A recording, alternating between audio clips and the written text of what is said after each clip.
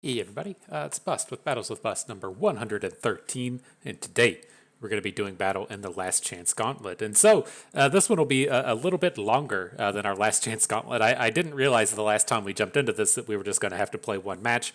We played that one match, we won, we got into seasonals. And so this time I did miss out on that fourth glory. I did have a week to where I was out on vacation. I had a week to where I messed up the video, restarted, and then didn't realize that was going to cancel out my chance to get the prime glory. So you're going to get at least a solid 2 matches in today. And so the way I like to handle these gauntlet videos is I don't get too in depth with the decks.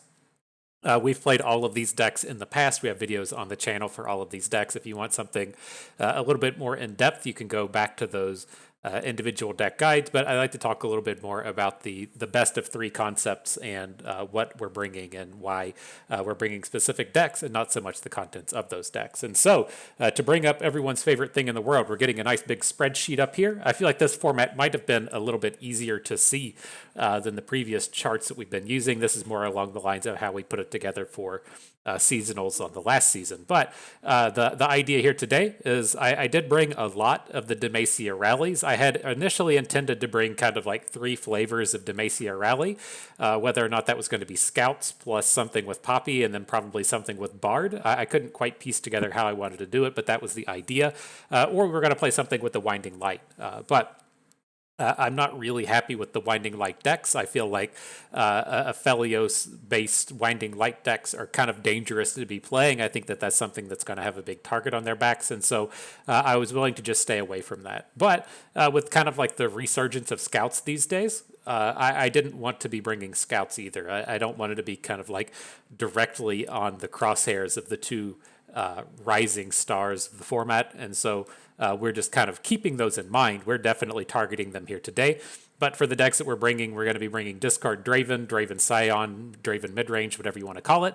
We're very familiar with it, love the deck. We play a very burn-heavy style. And then we are bringing 2 other rally-based decks. We're going to be playing Illaoi Jarvan, and then we're also going to be playing Poppy Bard. It says Poppy Galio Bard. I'm not playing Galio. It's just Poppy Bard. But the idea with our lineup here is we're just going to ban Aphelios wherever he turns up. I don't like a lot of these Aphelios matchups. I feel like the stats don't really paint the picture, and I think these Aphelios matchups are pretty bad across the board. And so that is the first and foremost kind of idea, is we want Aphelios out of here. Now, we don't 100% have to ban it, right? As you scroll down to this next section to where it says, you know, ban Ahri or control if there's no Aphelios. Some of these matchups can be a bit of nightmares for us, right? If we have to, say, play against Tri-Beam Ezreal and they just ban our Draven Sion, we're going to be in for a bad day, right? But the idea is that ideally we'll be banning their Aphelios deck. If we have to shift down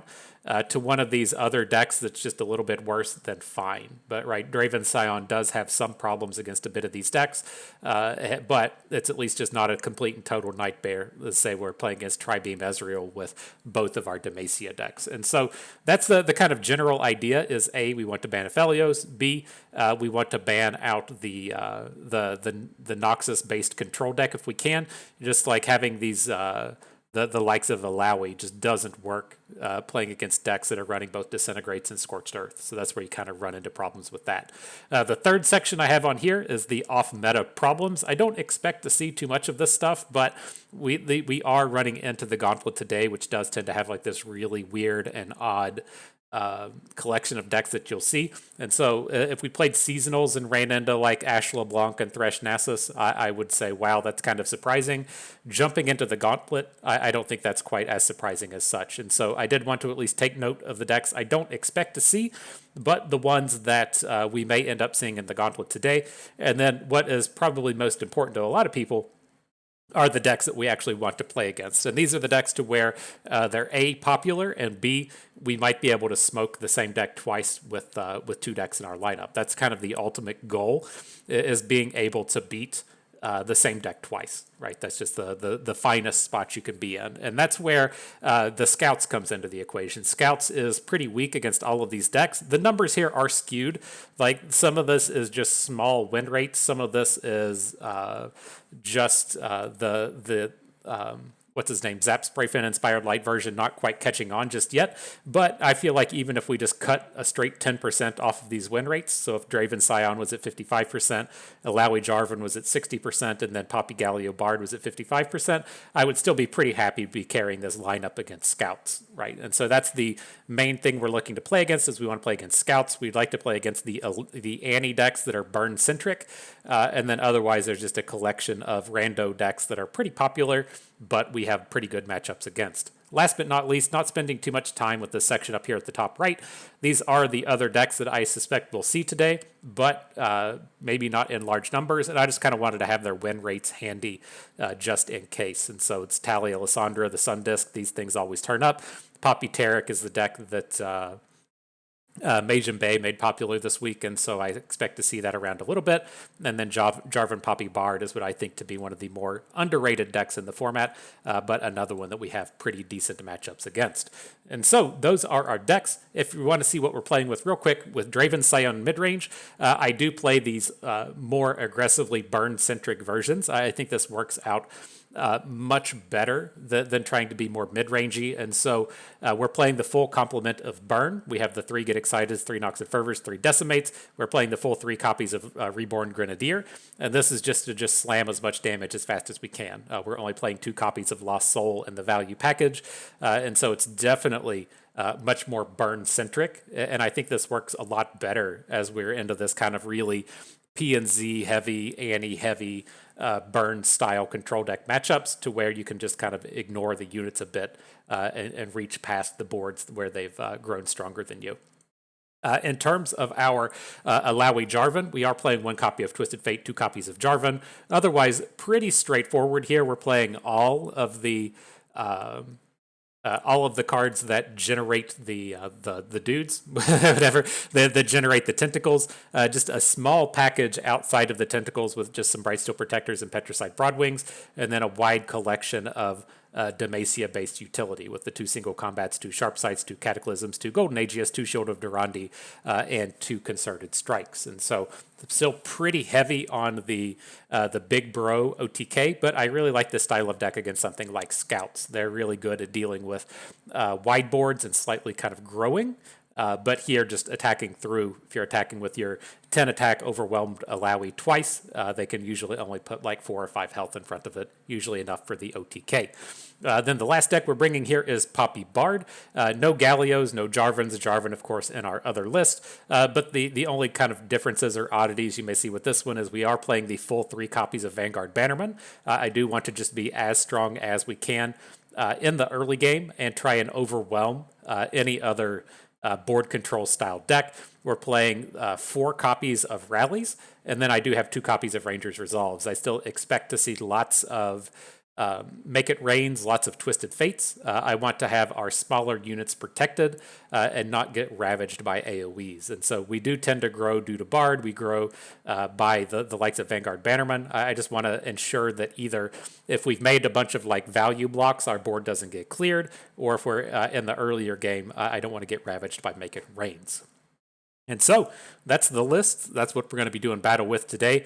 You all know what we have to do before the battles begin, though. We do have to go and pay the pay-to-win price. And so that's going to be made here with this Wowie Illaoi rally. We're just going to come down here to the Buru Lookout, nice and ready to get loaded up. I talked a lot of trash about her in our initial set review. Thought she was just going to be complete garbage, but man, times changed. It's pretty good. It's good stuff, you know. You have to actually put the tip in every once in a while, see what it feels like, and it felt good, you know. No complaints here. But all right, our lineup is set. The battles are ready to begin. And okay.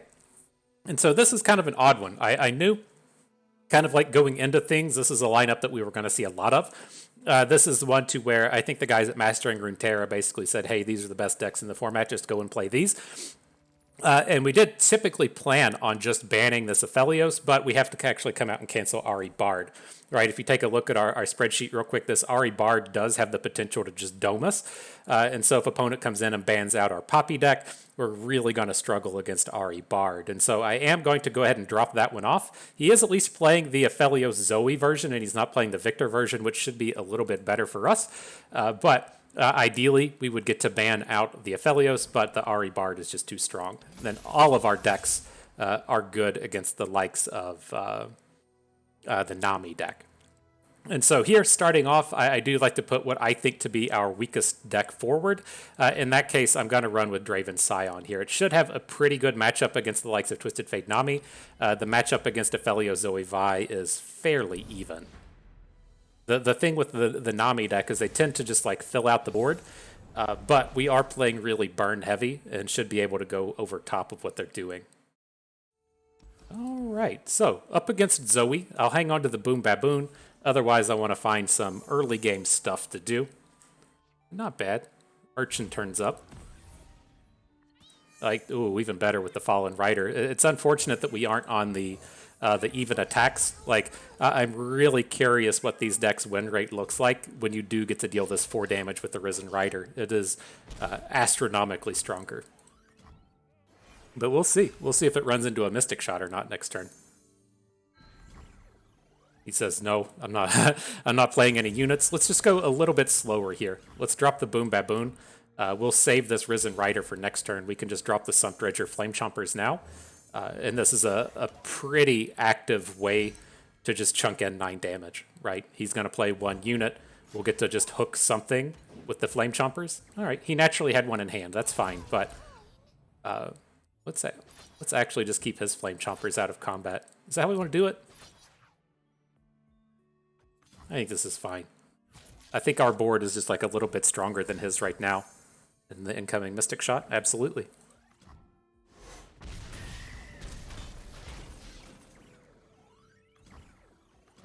But this is the point to where you have to start being like, okay, well, I've dealt some damage. Am I going to be able to deal any more? And that was an interesting pickup in the survival skills. Like, the way we start getting the damage in now is going to be with our Poros. But now this is just kind of free since we get this this nice value block onto his Sump Dredger. Also important to get it off the board since we want to get this Risen Rider in for an attack. And so I'm curious to see if he's going to like try to play Aphelios here or what's on opponent's mind. Mountain Goat can block it.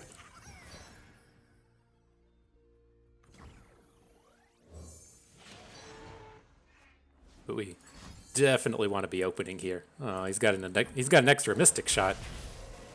Lame, dude. Lame.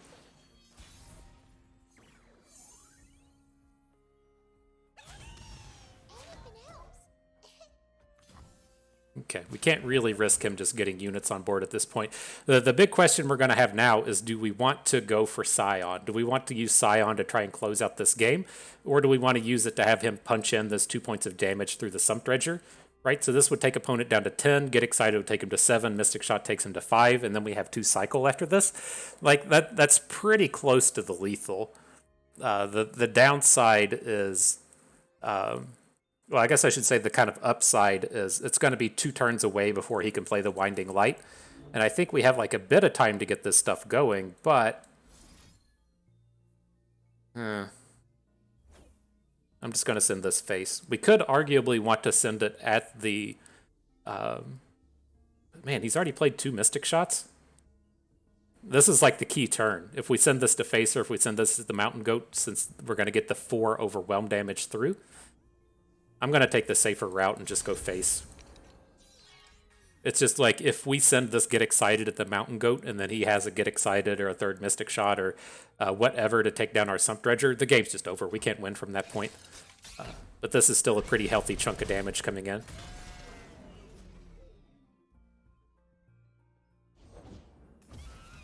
Alright, so I'm not going to play any cards here. The thing I'm looking out for now is going to be an Aphelios plus Lifesteal play. And so we would love to pick up a Nox and Fervor, but there's a pretty decent chance that we're just going to have to block Aphelios and then try and Mystic Shot our own unit. We can't have him just gaining like 4 and 5 and 6 health on this turn.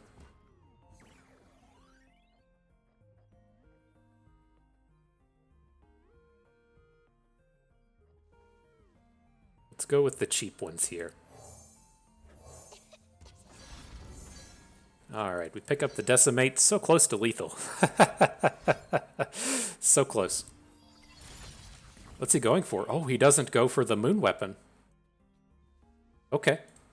Awesome. I fully expected him to go for the lifesteal moon weapon on that turn.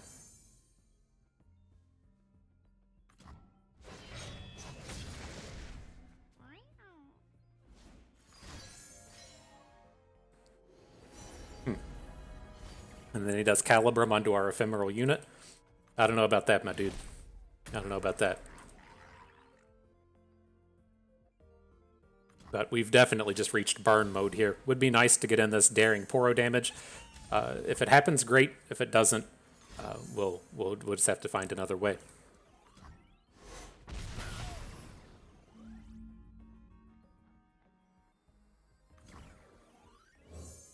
This is kind of interesting, and do we want to... Let's just wait. I think we can do this. Like, we can go ahead and Mystic Shot his face. One of the things we do have to kind of watch out for is they sometimes play that thing that heals 2. But I kind of want to get the double draw out of Rummage. We might still be able to burst kill him on this turn. We just pick up Mystic Shot.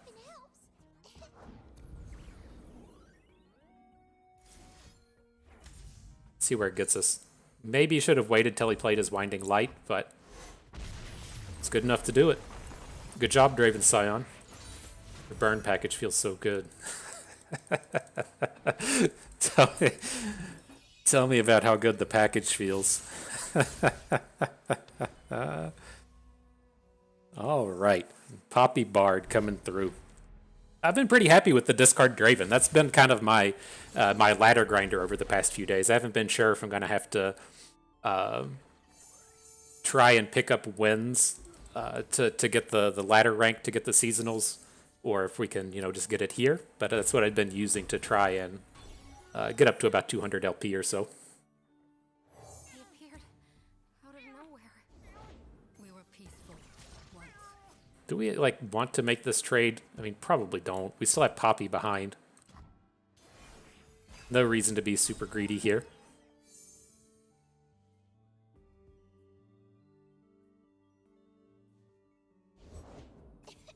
The real bummer of this turn though is we don't have a turn 3 play. We really need to be spending all of our mana on units. So we'll see. We'll see what turns up. That's not it. That's not a unit.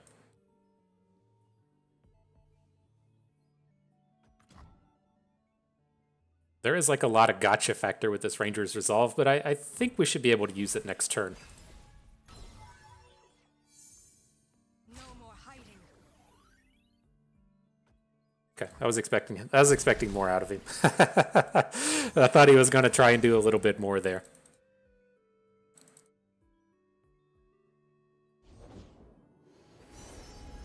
But we do have to get this board cleared out. He can play the turn 6 Winding Light since he played the Lunari Dustbringer. And so on his next attack token, he'll be able to play those giant units if we don't try and do anything about it.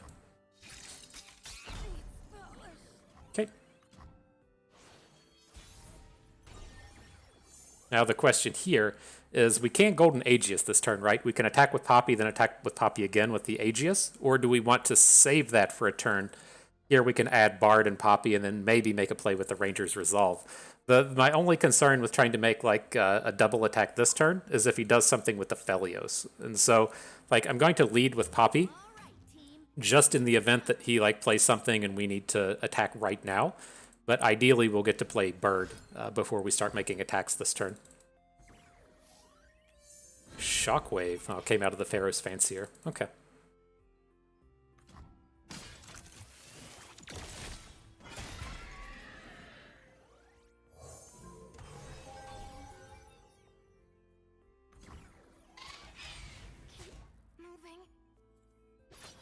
Now, we do have to worry about the Winding Light, right? And so it's do we want to just go ahead? I think we should probably attack with the Bird as well. It's if he trades, that's going to be one less unit that he has to Winding Light with. Yeah, looks like he's not. He's just going to be going for it. Damn, he might just be dead here. We do have Bard to try and prevent 6 of it, but F. So how much is this? 6, 10, 14, 16 in total? He doesn't have any more mana. What if we say Golden Aegis onto Poppy? Then we can prevent 5 if we just use 2 units. 6, 10, 14, 15, 16. We prevent 5, we take 11 and fall to 1 to where we start dying to get excited. Alright, let's just play Bard.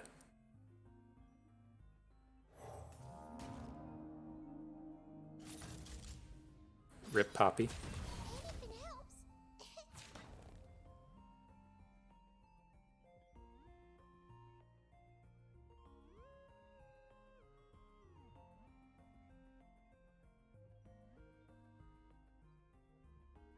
But we don't take nearly as much damage this way.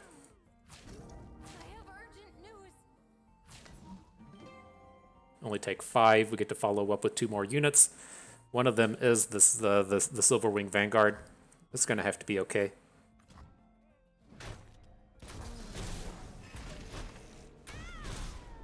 We'll be free. I sculpt what others only dream of. All right, let's see what our deck brings upon us. I mean, we have decent open attacks here. It's like, how much board can he get ahead of us if we don't open? I think this is good. If we just go ahead and bring this in. And then we can stop and think about if we want to play a rally or not. We have 9 mana, so we can say, like Swiftwing Flight, pick up the Challenger Bird, the 1 cost, and then get another Golden Aegis in. So close to lethal.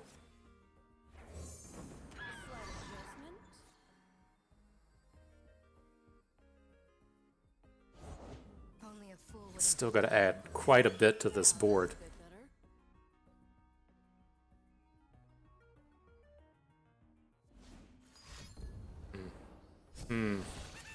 He had more stuff.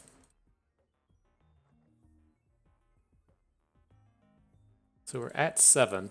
Like, what is the chance that he actually lethals us next turn? I think we just have to come in, right?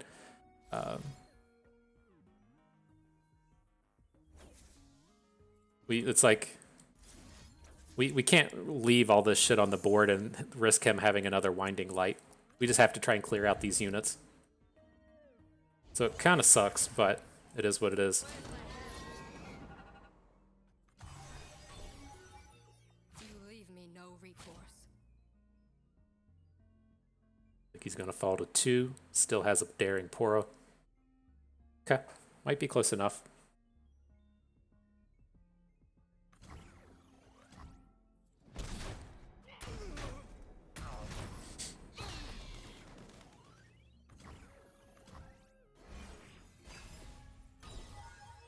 What you got for us, deck? Penitent Squire.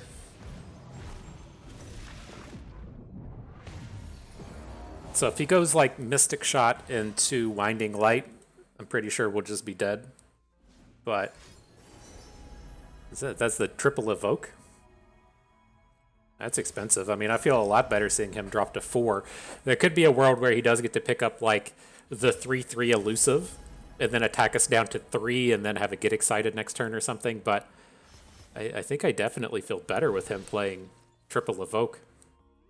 Right? He can barely play any of the stuff. He can't play the expensive. Can maybe play the medium. He has to specifically pick a 4. I don't think we care about any of the 4s. Okay.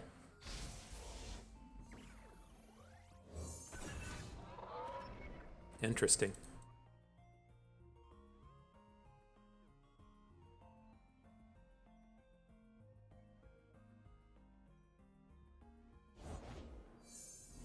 Okay. So he's got to be out of mana at this point.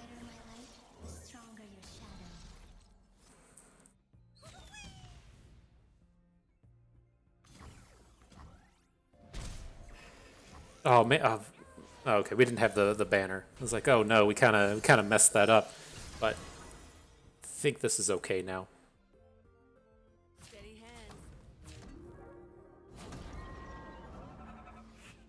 GG. Got him. Market a W for bust.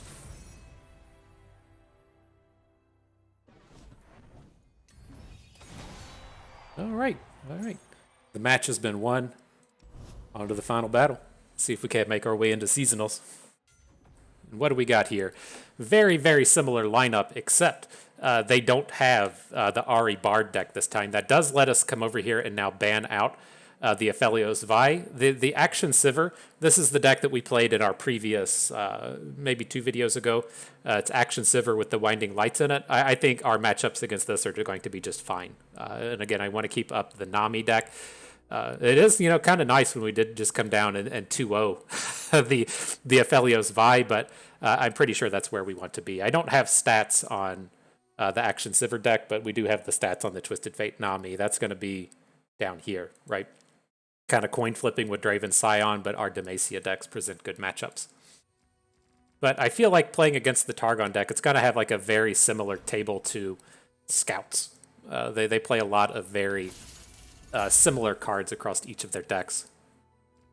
Okay, let's play the Draven twice if we have to. I think the Draven matchup should be good against both of these decks, but it's apparently only a coin flip against the Nami deck, and so I'd like to have a couple of opportunities there if we can. Hang on to the Fallen Rider. That's the stuff right there. Give me them big aggro starts. Unfortunately, a little bit, they do have... Well, there's 2 things, right? They do have the Rockhoppers and Chips, so they do have a lot of units that can actually come down and block the Fallen Rider, but if they're going to be trying to bring like Action starts on us, Action doesn't interact with the Rider at all.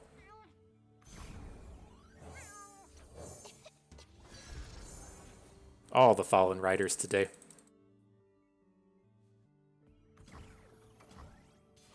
All right, no chip.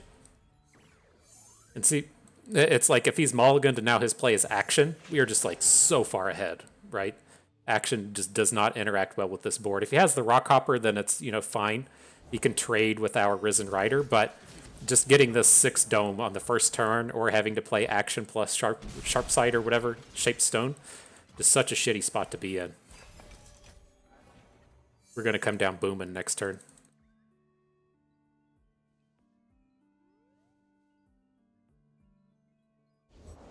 Gonna find a gift for an action, right, Arda? I'm going to play the Draven. We have the opportunity for some cleverness here in potentially dropping the Reborn Grenadier. He does get this like value hook onto our Risen Rider, which is, not ideal, but fine.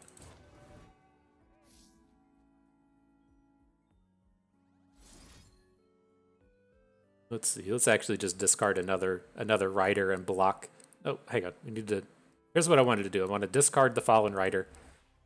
Give the bonus to our Urchin.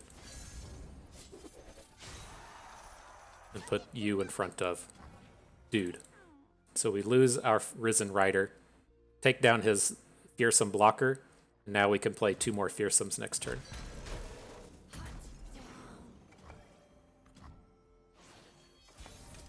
And it's like if we draw something cutesy like Poro Cannon, then we can burst out a little bit more.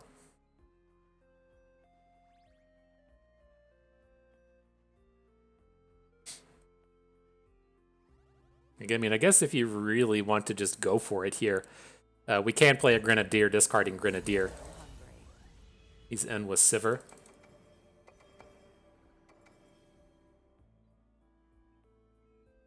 Do we ever want to take that path? Like, I don't... Does he have like a Shaped Stone, right? That would be the big thing on this turn. If he has a Shaped Stone to put like Sivir in front of Draven to just get the value block, then he gets to put Action in front of a Reborn Grenadier and then take 7. That just sounds too good to me. We're just too close to lethal. What are you waiting for?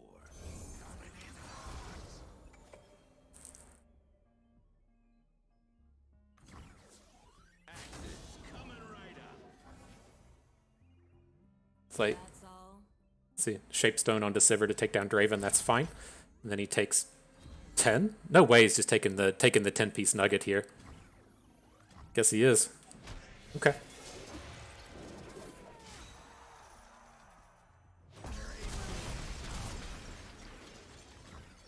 All right, well, we have the burn to close it down. They don't play removal. So that's one of the downsides of not playing Demacia in this deck, 'cause they aren't playing single combats or anything. And so we can just end this with the Nox and Fervor.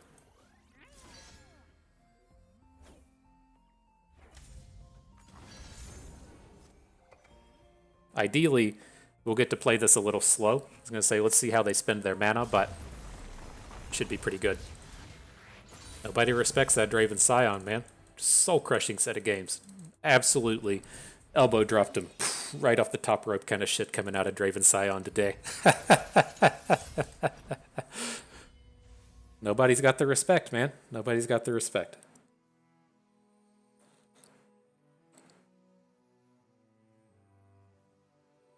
And all right, 2 shots with the Illaoi rally.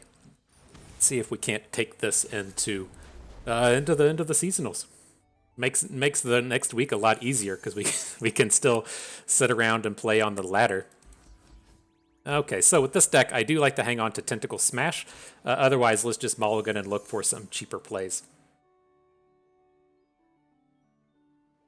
So the kind of like common sequence you'll see with this is deciding when do I play cards, and then also Tentacle Smash, right? So if we play 1-drop, 2-drop, we can't Tentacle Smash on 3, but if we play an Idol on 1, we can play nothing on turn 2, and then still Tentacle Smash on turn 3.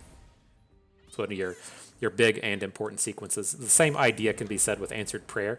We play nothing on 1, Answered Prayer on 2, we can smash on 3, but if we want to smash on 3, then we gotta not play the Answered Prayer.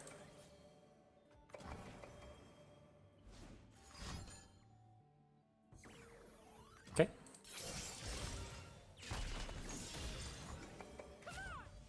He's bringing that heat.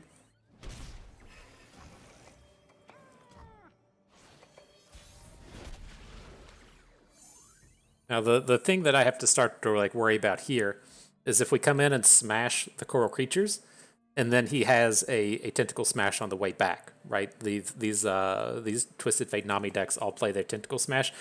I think it's okay, given that we can play Illaoi on 4 and then open with the Eye of Nagakaboros on 5. But that is a bit of worry that we generate the 4/4. He says, cool, tentacle smash, and then the turns just kind of end.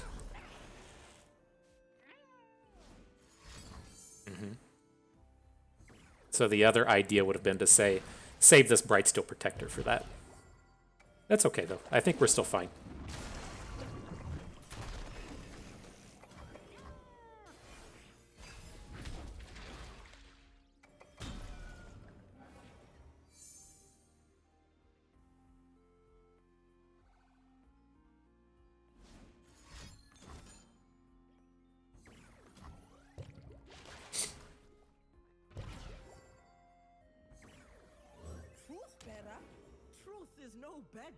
Yeah, then we do have a couple of options next turn as well, right? We can either drop the Buru Lookout to make the tentacle bigger, just have this all-around wide board, or we can burst down the Eye of Nagakaboros, and I just want to go big. This deck is...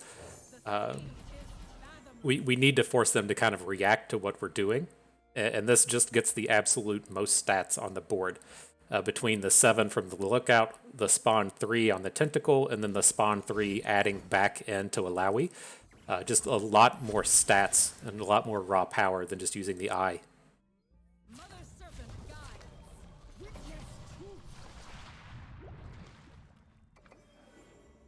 Also helps that his blocks here are dookie butter.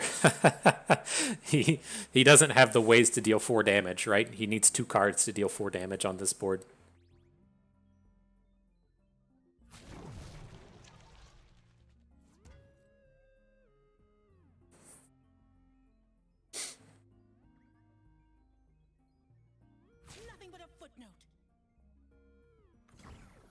Okay. Nice little 10-piece nugget right to the face.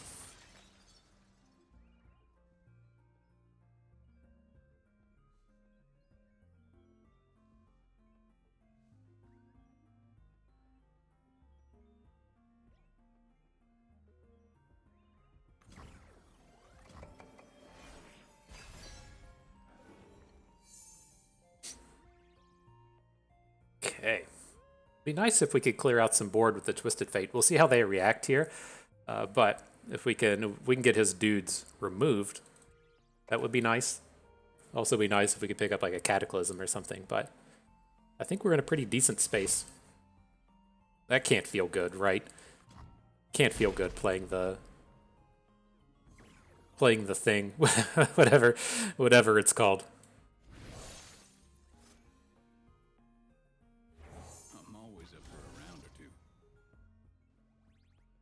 Let's get his blocker cleared out. It's not ultra ideal, but I think this leaves us with a really strong attack next turn. He's got to get something going, right? Ooh, wow. Is he going to play a second Tellstone so that he can take down Illaoi? Shelly. He only has 1 mana now? Interesting. Alright, GG. Market a W for bust. I think that gets us qualified for the old seasonals again. It's always so awkward, man. Like, I hate the kind of system to where you have to just get like a ladder rank and sit on it. Given that I can't just play in Masters and I don't have a Smurf account, and so I mean I think we're good to go now, right? You are qualified. We made it through the last chance gauntlet, but that's just like always so awkward to me in terms of. At least in like Magic, you couldn't go and like play PTQs. You may not be able to play in a Grand Prix if you're just sitting on your 2000 rating, but you could still just like sit around and play. It's just like so tough in a digital only game to just sit around and play, and like normals. And so I hope that they do something about that at some point. But hey, you know, we don't have to worry about that anymore. We were one of the first 324 to achieve Prime Glory, and so seasonals will be upon us. So we'll see you all there. Hope everyone enjoyed the shorter video. You maybe learned a thing or two along the way. You said bust. Thanks for helping me get there, and congratulations to you. And that's it. So everyone, I hope you enjoyed yourselves the video, and have yourselves a good one.